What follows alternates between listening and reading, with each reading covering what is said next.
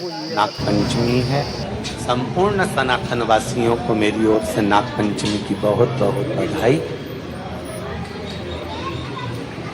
और चौरसिया समाज को आज बहुत संपूर्ण विश्व की चौरसिया समाज को हमारी ओर से बहुत बहुत नागपंचमी की बधाई हो, क्योंकि पूरा चौरसिया समाज कोई दूसरा नहीं है।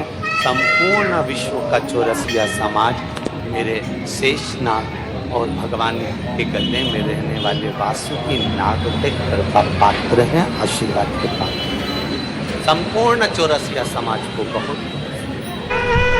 नागलक्ष्मी ने मंगल विवाह हो गया। नागलक्ष्मी शेषनाग जी के साथ ब्याह गई। एक दिन शेषनाग जी नागलक्ष्मी के साथ में भ्रमण कर रहे थे, दोनों घूम रहे थे। लक्ष्मी जी ने देखे, लक्ष्मी जी ने नागलक्ष्मी को देखा तो नागलक्ष्मी ने पूछा कि ये कौन है तुम्हारे साथ में? मेरे पति है शेषनाग। ओह ठीक है। नाग नागिन का जोड़ा ही ऐसा होता है, पति जाए तो पत्नी बदला लेती है, पत्नी जाए तो पति बदला लेता है। इसलिए हिंदू धर्म की रीति है, गाड़ी के नीचे हाथ में किसी भी रूप में अगर आपसे सर्प मरा है, सर्प की हत्या हुई है, या आपने किसी के द्वारा सर्प पकड़ा कर छुड़वा भी दिया है, तो निवेदन रहता है चांदी का एक नाग नागिन छोटा सा बनाकर, छोटा सा उसको शक्कर के कलश में रखकर बांध कर शिव मंदिर में रख कर आ जाइए, उसको दे दो शिव बाबा को कि अब हमारी तरफ से हमने हाजिरी लगा दी, हमसे दुख, हमसे गलती हुई, हम क्षमा चाहते हैं। गलती मनुष्य से होती है, मानव से होती है, हो गई गलती, अब आपको साथ। स्वप्न में अगर सांप दिख रहा है, स्वप्न में सर्प नजर आ रहा है, पान का पत्ता, तांबुल पान का पत्ता, उस पान के पत्ते पर एक लाल चंदन से सर्प बनाओ और सर्प बनाकर उसका शिव मंदिर में स्पर्श कराकर बहते पानी में छोड़ कर आ जाइए। सर्प दिखना बंद, स्वप्न में कभी नहीं दिख सकता। सर्प का घर में सर्प आ रहा है, आस्तिक मुनि का स्मरण करिए। 5 लोग, एक नाग नागिन का जोड़ा, छोटा सा, किसी भी स्थान पर ईशान कोण के अंतर्गत उसको थोड़ा सा खड्डा खोदकर 5 लोगों के साथ नाग नागिन के जोड़े को दबा दीजिए, मिट्टी पाट डाल दीजिए। घर में जब नाग नागिन का जोड़ा आप दबाएं तब आस्तिक मुनि का नाम लेकर दबाएं, मां मनसा का नाम लेकर दबाएं, जो नागों की बहन है, उस मनसा देवी का स्मरण कर उसको डाल दें। आज भी हमारे यहाँ हिंदू धर्म नीति है, जब पहला कालम नए मकान का पहला कालम जब भराता है, उसमें तांबे के कलश में नाग नागिन रखकर, कमलगट्टा रखकर, अमरवेल रखकर, थोड़ी सी सरसों रखकर उसका पूजन कर पहले कालम के अंदर, जो पहला कालम भराएगा गड्ढे का, पहला जो सरिया रखाता है, कालम भराता है, वास्तु पूजन के हिसाब से उसमें रखा जाता है। और वो तो वो उसके रखने के बाद भी जब मकान का मुहूर्त होता है तो वास्तु पूजन में नाग नागिन का जोड़ा रखाता है, वो भी उस मकान में कहीं ईशान के अंतर्गत उसको दबाया जाता है, उसको भी। इसलिए कह देते हैं यहाँ पत्थर मत लगाना, यहाँ टाइल्स मत लगाना। पंडित जी से पूछोगे तो ब्राह्मण बता देगा इस जगह पर टाइल्स ना लगाइए, इस जगह पर पत्थर ना लगाइए, यहाँ पर वो गोला रखा जाएगा, यहाँ पर वो नाग नागिन का जोड़ा रखाएगा वास्तु पूजन के लिए। 4 लोहे की कील, नागफणी की, वास्तु पूजन में चारों मकान में चारों तरफ लगाई जाती है। क्यों लगाते हैं? कि कोई दोष हुआ हो, कोई जीव यहाँ रहता हो, सर्प का निवास हो, अगर मकान बनाने में टूट गया हो, किसी का मन दुखा हो, तो वो मन ना दुखे, क्षमा याचना, परम आभूषण है, क्षमा मांग लेना, परम आभूषण। गलती करो तो क्षमा मांगने में देरी ना करो, हो गई गलती, हो क्षमा, हम क्षमा मांगो। हे शंकर, हे शंभु, हे त्रिकालदर्शी, हे कैलाशी, हे अविनाशी, क्षमा करो, गलती हो। रावण के महीने की पंचमी कौन सी तिथि? पंचमी, चाहे वो शुक्ल पक्ष की हो, चाहे वो कृष्ण पक्ष की। चढ़ाते हो आप लोग पंचमी के दिन, चाहे नाग पंचमी हो, चाहे श्रावण महीने की शुक्ल पक्ष की, चाहे कृष्ण पक्ष की पंचमी हो,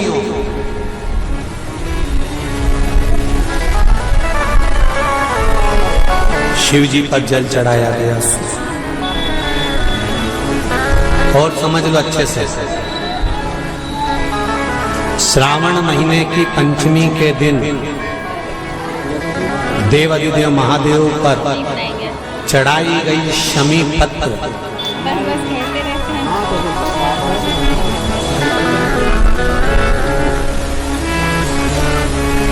शंकर भगवान पर चढ़ाई गई शमी पत्र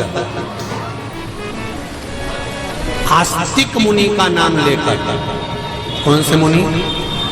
आस्तिक मुनि का नाम लेकर शमी पत्र को वापस उठाकर उसको अपने दरवाजे की चौखट पर कहीं पर भी या द्वार पर कहीं पर भी एक ओर रख देने पर घर के अंदर, बगीचे के अंदर सर्प प्रवेश नहीं करता।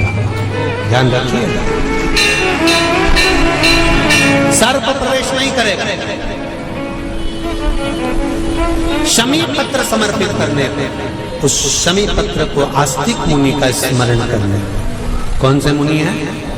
आस्तिक मुनि का स्मरण करने पर भीतर घर के अंदर बगीचे में सर्प भी प्रवेश नहीं। उस शमी पत्र में जया, विषहरा, शामली वारी, दौतली और देव, ये पांचों कन्याओं का भाव प्रकट हो जाता है और वो कन्याएं हमारे घर के द्वार की रक्षा करती हैं। तुम्हारे घर की बहन बेटी क्या करती है? तुम्हारे घर की बहन बेटियां क्या करती हैं? घर में बहन बेटी आती हैं तो बद्दुआ देकर नहीं जाती। घर में कन्याएं रहती हैं, बद्दुआ नहीं देती। घर की बेटियां जब दरवाजा छोड़कर शादी कर वाले दिन, विदाई के दिन अगर जाती भी हैं तो बेटियां हाथ में धान भरकर फेंक कर जाती हैं कि मेरा मायका खूब फले फूले, आगे बढ़े, छापे लगाकर चली जाती हैं कि हमने हमारी जीवन की सारी दौलत, जीवन का सारा सुख अपने मायके में दे दिया है। वो बेटियां तो जया, विषहरा, शामली बारी, दौतली, देव, ये उस घर में निवास करती हैं जिससे ये घर में हम रक्षा कर सकते। श्रावण के महीने की पंचमी कौन सी तिथि? पंचमी, चाहे वो शुक्ल पक्ष की हो चाहे वो कृष्ण पक्ष की। श्रावण महीने की पंचमी के दिन शंकर भगवान पर जिस परिवार के व्यक्ति का कांवड़ जल हमने बताया है आपको, जरूरी नहीं है कि डंडा बांधकर 2 कावड़ के जल के लोटे लेकर जाओ, आप अपने हाथ में भी 2 पात्र लेकर जा सकते हैं। पंचमी तिथि के दिन हाथ में 2 लोटे जल के, 2 कलश जल के जब हम शंकर भगवान को चढ़ाते हैं तो ऊपर जो कमंडल होता है शिव जी के ऊपर जलधारी होती है, जिसमें जया, विषहरा, शामली बारी, दौतली और देव, शंकर भगवान की 5 बेटियां जिसमें विराजमान होती हैं। जब हम जल समर्पित करते हैं, हमारे पीढ़ी में, परिवार में अगर कोई अधोगति में मर गया होता है, कुंवारी अवस्था में चले गया होता है, गर्भ में मर गया होता है, गर्भ के बाहर निकलकर भी अगर कुंवारी अवस्था में चले गया होता है, तो श्रावण महीने की दोनों पंचमी पर परिवार का अगर कोई एक व्यक्ति भी जल चढ़ा देता है शंकर भगवान पर, तो सर्प की योनि में नहीं पड़ता, जीव मुक्त हो जाता, प्रेत योनि में सर्प की योनि से मुक्त हो जाता।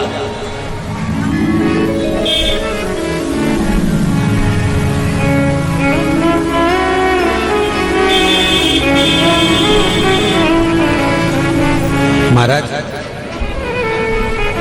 हमारे यहाँ सांपों की पूजन कौन से दिन होती है, कौन सी तिथि में करते हैं? जम के बोलो जरा। नाग पंचमी। नाग पंचमी का मतलब क्या है? सांपों की पूजन करो।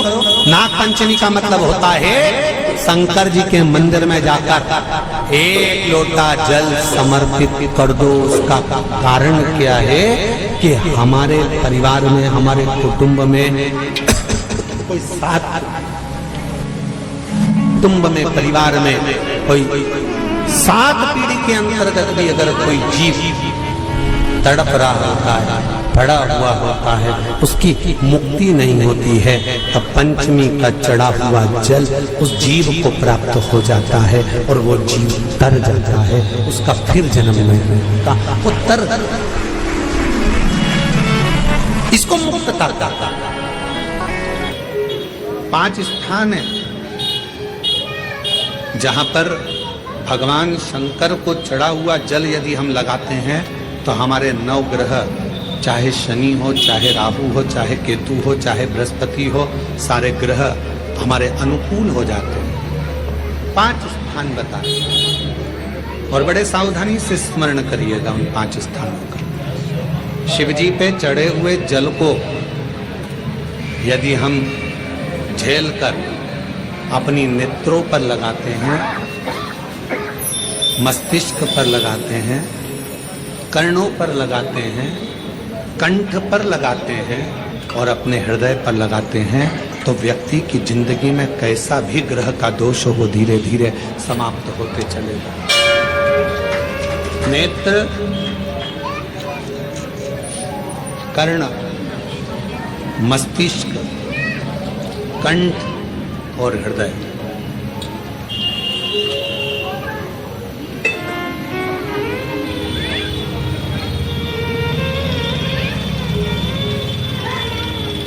ये 5 स्थान इससे बता दिए शिव महापुराण में, जिन पर शिव जी के चढ़े हुए जल को हम केवल मात्र लगा लेते हैं तो उससे भी हमको फल की प्राप्ति हो जाती है।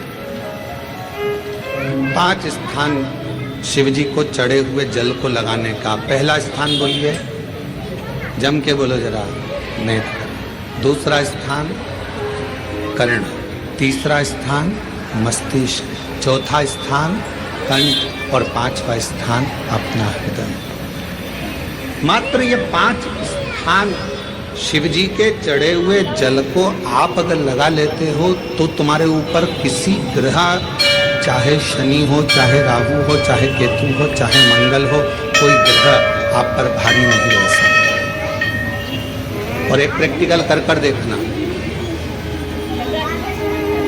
शिव महापुराण सुना करो तो प्रैक्टिकल जरूर करा करो, क्योंकि आपको मालूम पड़ना चाहिए कहीं सियोर वाला महाराज झूठ तो नहीं बोल रहा। प्रैक्टिकल जरूर करो और प्रैक्टिकल का फल मिले तो पत्र में जरूर लिखकर भेजो कि हाँ हमने कथा सुनी थी कोरबा की, और कथा सुनने के बाद मुझे 3 महीने में जो प्रैक्टिकल करा मैंने तो उसका फल मिला। प्रैक्टिकल करो। जिस लड़की को, जिस लड़के को मंगल है और ब्राह्मण देवता ने यदि आपको कहा कि इनको मंगल है, इसकी शादी में देरी हो रही है, मंगल के कारण अगर शादी रुक रही है, देरी हो रही है, विवाह में देरी हो रही है, तो उस बेटी और बेटे को 3 महीना लगातार शिवजी पे चढ़े हुए जल को इन 5 स्थान पर लगाना प्रारंभ कर दे। 3 महीने के बाद वो खुद कहेगा कि हाँ हमारा संबंध जम गया, हमें मंगल से कोई दोष नहीं। स्वयं शिव कृपा करते, स्वयं शंकर करते।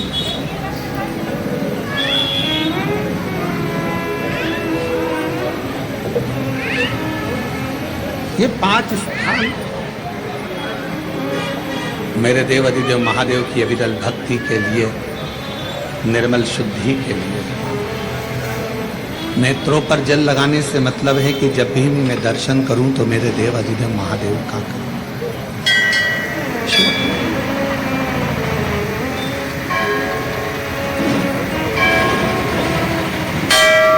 कंठ पर जल लगाने से मतलब है कि मेरे मुख से जो वाणी निकले, और मान लो मेरे मुख से कोई अपशब्द निकल गया तो किसी का बुरा ना हो जाए। कर्णों से जल लगाने से मतलब है कि मेरे कानों के माध्यम से जो शब्द मेरे अंदर जाएं वो मेरे जीवन का कल्याण करें। मस्तिष्क पर जल लगाने से मतलब है कि मेरे भगवान के चरण का जल, उनकी रज मेरे सिर पर चढ़ी रहे और मेरे जीवन में कभी अहंकार। हृदय पर जल लगाने से मतलब है कि मेरे हृदय में भगवान शंकर के चरणों का वास नित्य हमेशा।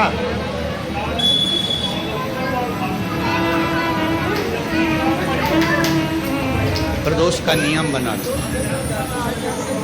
शिव जी के शिवलिंग पर 5 जगह पर त्रिपुंड लगाना, चंदन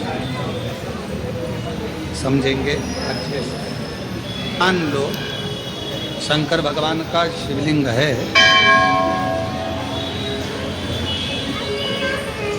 ये शिव जी का शिवलिंग है, ये जलाधारी है, ये गणेश जी का स्थान, कार्तिकेय का स्थान, बीच में अशोक सुंदरी का स्थान।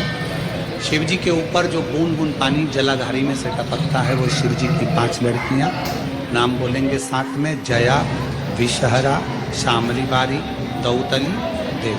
शिव जी की 5 लड़कियां। शिवलिंग में अगर आपने, डॉक्टर ने कहा कि बहुत बड़ी बीमारी है, तकलीफ है, 5 स्थान पर त्रिपुंड लगाना प्रारंभ करो। पहला, दूसरा, तीसरा, चौथा, 5वां। अर्थात शिवलिंग के कहीं पर भी भाग पर आप अगर 4 स्थान पर नीचे भी लगाएं और 1 स्थान पर ऊपर भी लगाएं, शिवलिंग के किसी भी भाग पर 5 जगह पर चंदन का लेपन करना प्रारंभ करो। उसी चंदन के भाग में से 5 जगह का नमः शिवाय बोलकर थोड़ा सा चंदन लेकर आइए कंठ पर और वक्षस्थल अर्थात हृदय पर उसको लगाना प्रारंभ करो। धीरे धीरे धीरे धीरे रोग कंट्रोल में आएगा और दुख मिटना प्रारंभ हो जाएगा। दुख शिव जी के पंचानंद मुख से पंचाक्षर मंत्र प्रगटा। कौन सा मंत्र है? सब बोलिए, नमः नमः शिवाय। राम जी तक अगर तुमको तुम्हारी पूजन पहुंचाना है, भगवान कृष्ण तक तुम्हें अपनी कोई पूजन पहुंचाना है, देवी जी तक तुम्हें कोई पूजन पहुंचाना है, बृहस्पति महाराज, नवग्रह, राहु, केतु, चंद्र, सूर्य, बुध, मंगल, जो भी ग्रह हैं, शनि आदि, उन तक तुम्हें अपनी पूजन पहुंचाना है। अपनी कुल देवी, कुल देवता, पितर देवता, जितने भी देवी देवता हैं उन तक अगर आपको कोई पूजन पहुंचाना है तो किसकी पूजन करेंगे? तो कहा शंकर भगवान की अगर किसी ने पूजन कर ली तो 33 कोटि देवता तक वो पूजन पहुंच जाए। फिर वो पूजन 33 कोटि देवता तक पहुंच जाए। ये जितने भी देव हैं, जितने भी देवता हैं, जितनी भी देवियां हैं, जितने भी देव आदि हैं, चाहे वो पितर देव हों, चाहे कुल देव हों, चाहे वो कुल देवी हो, और जितने भी देवी देवता हैं, ये वृक्ष की पत्तियां, फूल और फल हैं। और मेरा देवाधिदेव महादेव इस वृक्ष की जड़ है। जड़ को पूज लोगे तो सारे वृक्ष को अपने आप, पूरी पत्तियों को, पूरे फल को, पूरी पुष्प को पूजते।